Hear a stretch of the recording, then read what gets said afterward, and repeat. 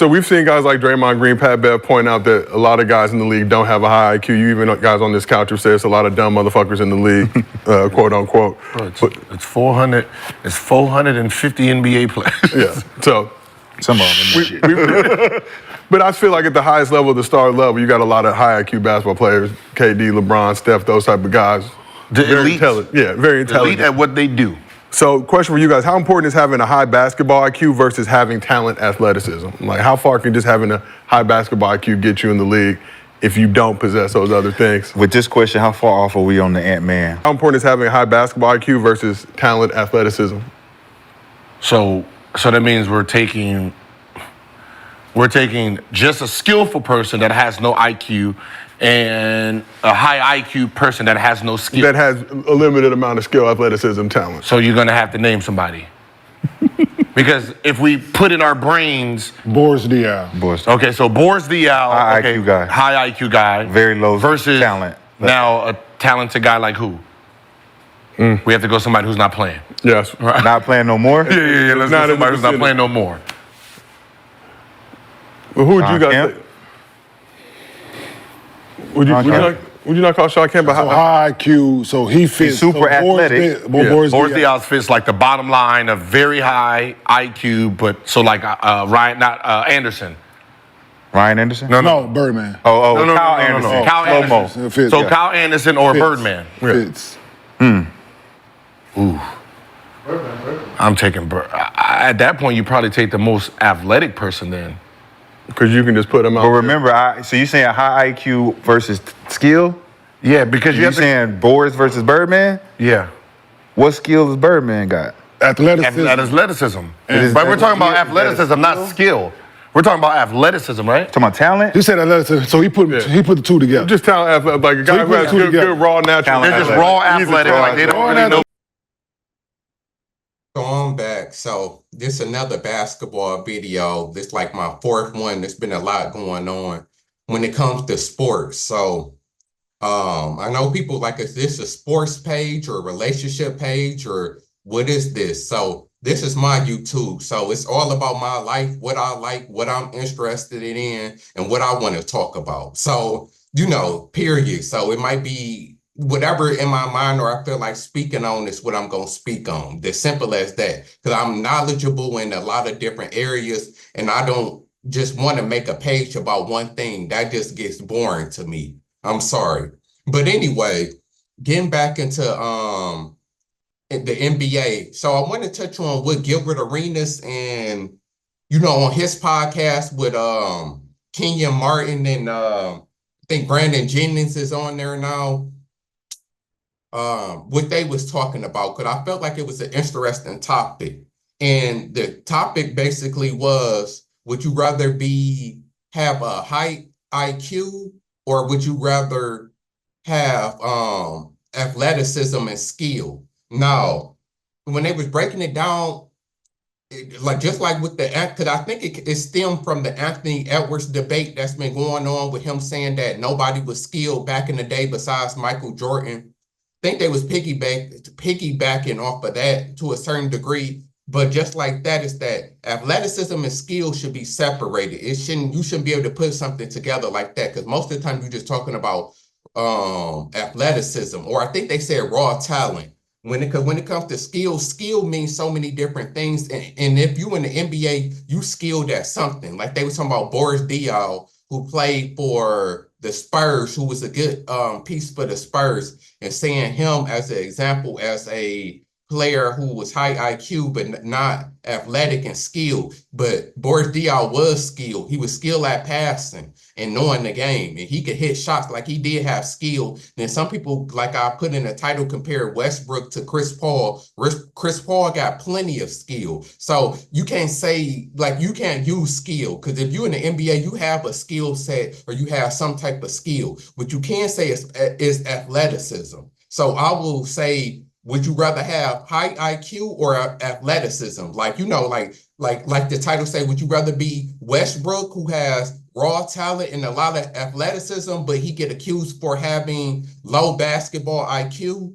The same for like a JaVale McGee, I think they said. J.R. Smith is another one. J.R. Smith not that athletic, but he got good size and stuff like that. And he's is a good player, but he always get like critique for his basketball IQ. Trying to think of somebody else. That's them the three that come off the top of my head. Versus take somebody then on the opposite side. Like I see, you got Boris Diaw, Draymond Green. Draymond Green has high IQ, but he's not athletic or tall like that. Can't jump that high. And then on a high note, Chris Paul, because like I said, there's the height, like the best example and then the worst example of that. So like the best example would be like Chris Paul. We know Chris Paul, not that athletic. No, when he was younger, he could dunk, but like he not really known for dunking like that. Considered small, everybody is really bigger than him, and he really just get by on his skill and his basketball IQ. So I guess you could take like them three players as an example versus, the other three players that I named, and which one is more important. So, I say this, and they kind of got it right when I was watching the podcast. Some of the stuff they were saying was right, and kind of how I think, because I basically feel like if you trying to win, and if you're trying to win a championship, I'll take the high IQ player, just like the Spurs. Because on another example, you could take a high IQ team like the Spurs versus like a athletic team like the Lob City Clippers or something. Or trying to think of another team that just got a lot of athletic people, but that's a good example. Remember the Clippers with Blake Griffin and DeAndre Jordan jumping out the gym. So, and then you got like a high IQ team like the Spurs. I feel like the high IQ was better for winning championship. Like Boris Diaw, like that's why the Spurs was so great in winning every year because of their high IQ. Just like Tony Parker, that's another example. Tony Parker, Tony Parker not that athletic, but he got skill and he had high basketball IQ. The same for Ginobili. Ginobili has a high basketball IQ, but he not that athletic. The same for Tim Duncan. Like, Tim Duncan is not athletic compared to a lot of other power forwards, but he got probably the highest IQ. So, that's a perfect example right there. It's the Spurs player and how the Spurs play. And you see how that turned out when it comes to winning a championship. Now, if you're talking about winning, I'll take high IQ. And now, if you're talking about straight up,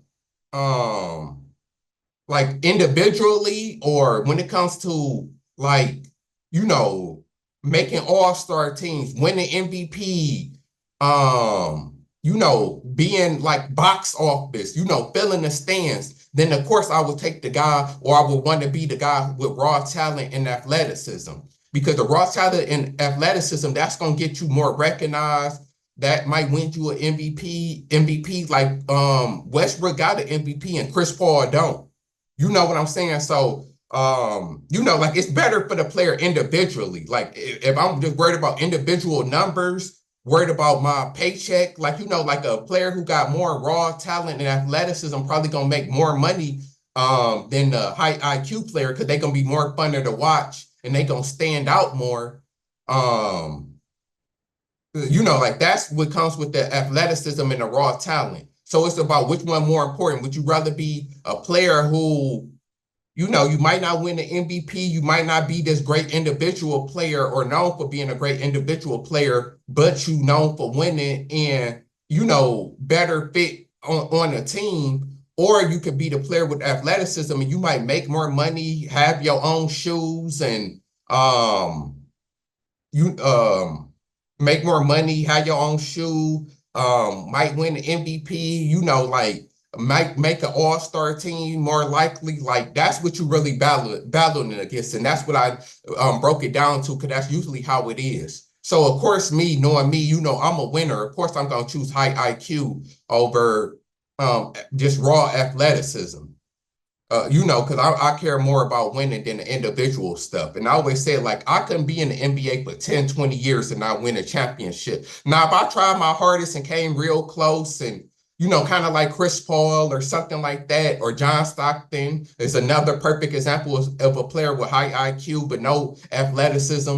Like if I'm somebody like that, I can deal with that because I know I just gave my all. I just ran into Michael Jordan, or I just ran into better teams. Yeah, I would definitely take that. Now, when it comes to like I said, athleticism, like I think that because they're trying to decide which one is easier to learn. Is it easier for a high IQ? Well, a high IQ person can't get athleticism. I think that's why Kenyon Martin or somebody said they would rather take athleticism because you could try to teach the player with athleticism how to have a high IQ and teach them the game. Somebody without athleticism, like they just not born with that, so it's not much that you can do. But he did also say with players, like most players who don't have high IQ, they not gonna get high IQ. Like Kenyon Martin was talking about some player, people was trying to figure it out to where he was, they was athletic and he was trying to teach them the game, but he said it was like talking to a brick wall. Like, they just didn't get it. Like,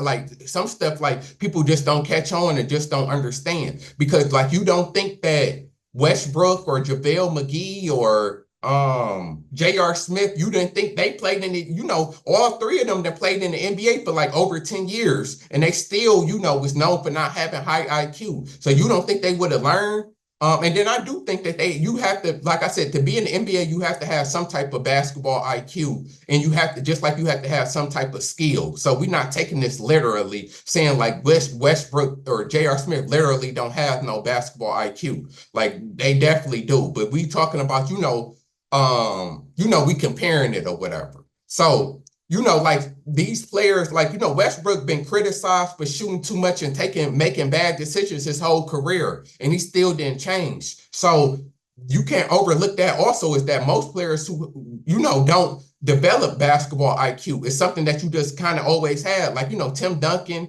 the players I named, they always had high IQ. Like it just is what it is. Some people can process the game better than others. It just is what it is. Then, of course, the best players is the players that have both.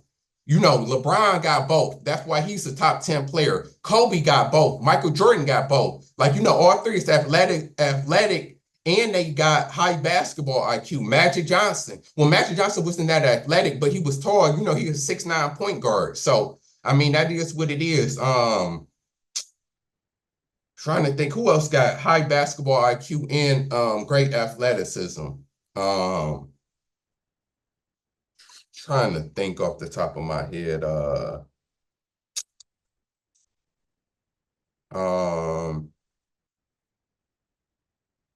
And I can't even think, but like that's the best of both worlds. If you have athleticism and high IQ, or even if you have extreme skill and basketball, like, if you have extreme skill mixed with athleticism or basketball IQ, you could be great. Like, look at like Steph Curry. Steph Curry got extreme skill mixed with high basketball IQ. Like, Steph Curry got a high basketball IQ. Even Shaq to a certain degree, like, crazy strength and athleticism, and then Shaq not known for having the highest basketball IQ, but Shaq definitely had great basketball IQ. So, like that's like kind of the best of both worlds. Of course, if you have athleticism and high basketball IQ, you can kind of do what you want to do. But yeah, so I would rather be Chris Paul than Westbrook, even though Westbrook then won the MVP, kind of get talked about, celebrated more, averaged a triple-double, but I think most people would take Chris Paul on their team, and I think that Chris Paul would be ranked higher, like if we breaking our all-time point guards or players, period. I'm pretty sure most people have Chris Paul ranked higher than Westbrook, even though Westbrook won the MVP and kind of like, I don't know who more popular. It's kind of hard to say, but it might actually be Westbrook. Like that's what I would take. That's just me personally. I would, because I'm about winning for sure. And then if you able to get your skills down pat, you can be an even greater player. And then with having basketball IQ, it's better for the team because y'all work better. That's why somebody gave the example of you can take five, like let's say you take five 22-year-olds that don't, that's, young and don't know the game, but they athletic because they 22. Then you take a bunch of like 35-year-olds, but they played together for a long. Okay, that's what it was. Take 22-year-olds who never played with each other before, and then go against a bunch of 35-year-olds who all used to playing with each other. Who do you think will win? Now, obviously, it can go either way, but most people would say that the 35-year-olds will win because of them playing together and have a better IQ. Because me playing basketball and knowing basketball, when you have IQ, high IQ, just like the Spurs, it's ball movement. It's putting, back cuts, screens. It's hitting people in their spots. Like it just, the game flows better, and y'all work better as a team. Usually people with high athleticism, they just try to dominate the game themselves or take over, or like try to be like individuals. Like as a team, like like kind of like people say with the Clippers, as a team, as a team, it's not always, there like the Spurs. Like I said, comparing the Clippers versus the Spurs is a perfect example of that. So that's just how I feel. Like as a team, I would rather have high IQ. Now, on Gilbert Arenas podcast, they were saying, okay, what if you got a high IQ player, but you playing with a bunch of low IQ players, versus if all of y'all got athleticism, all you got to do is put the ball in the hoop, and it's more simple. I mean, yes, that is the case, but what's the chance that you're going to be on the team full of just all dumbasses and low IQ players? Like Kenyon Martin said, as long as like 6 or 7 out of 12 of the roster is high IQ, like how the Spurs was, it will work. Because like I said, usually like you're not going to be in the NBA or on a team where everybody is just low IQ.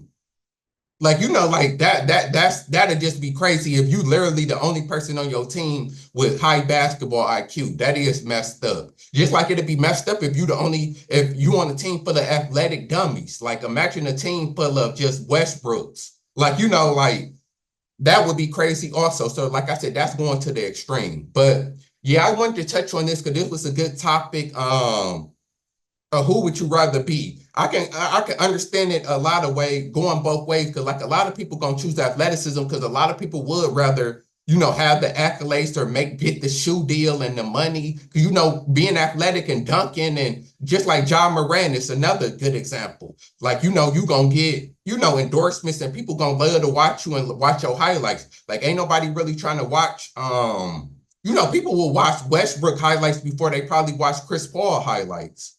So, like that's the benefit. But when it comes to, like I said, winning basketball, you want the high IQ players because it's a team game. It's gonna affect the whole team, and make the team better. And you make and when you got high IQ, you make your teammates better also. So that's what I wanted to say. Like if you playing with low IQ players, you just like you're a perfect example. Like people like to say about LeBron. Like, being able to hit players in a spot, get them get them to the spot to where they good at, making the right play at the right time, setting the right screens. Like, it's all basketball, rebounding. All of this is a part of IQ. So